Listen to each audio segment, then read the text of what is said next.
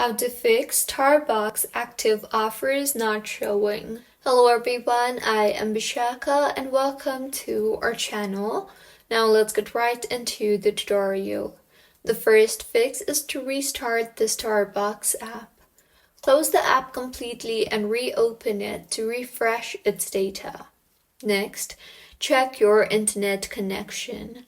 Ensure you are connected to a stable Wi-Fi or cellular network, as a weak connection can prevent offers from loading. Next, update the Starbucks app. Outdated versions may have bugs affecting functionality, so visit your device's app store to check for and install any updates. Also, you can try to log out and log back in.